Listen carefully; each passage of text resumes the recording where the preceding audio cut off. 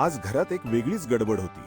सर्वत्र रंगीबेरंगी फुगे, फुलं आणि लखलखते दिवे लावले होते. कारण आज होती अथाराची पहिली वाढदिवस.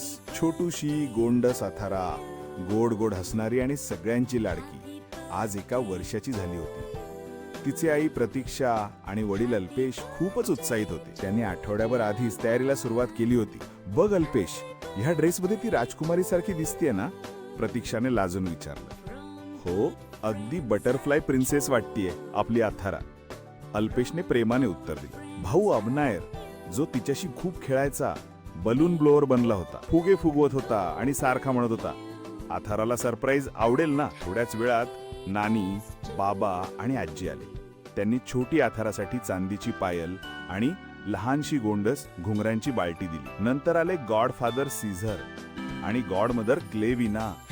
त्यांनी अथारासाठी एक सुंदर म्युझिक बॉक्स आणि एक प्रेमळ कार्ड आणले, ज्यावर लिहिलं होतं, dear Athara, you are the light of our lives, shine bright always, Caesar and Veena, godparents. Godfather सीझरने आपल्या खास अंदाजात एका गोष्टीसारखं छोटं भाषण दिलं. अथारा, तुम्ही जरी लहान असलात तरी तुमचं स्माईल मोठमोठी मॅजिक करून दाखवतं.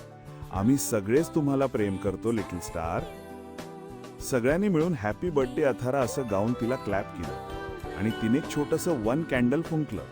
केक चॉकलेट आणि स्ट्रॉबेरीचा होता, तिला सगळ्यात आवडता. केक खाल्ल्यावर सगळ्यांनी खेळ खेळले, musical chairs, pass the parcel आणि अंताक्षरी सुद्धा.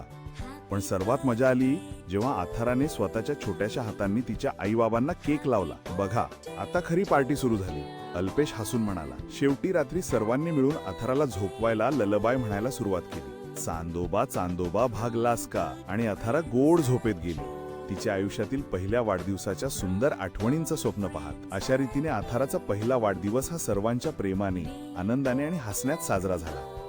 तिच्या आयुष्याची सुरुवातच इतकी गोड होती, पुढचा प्रवास नक्कीच तितकाच सुंदर असेल.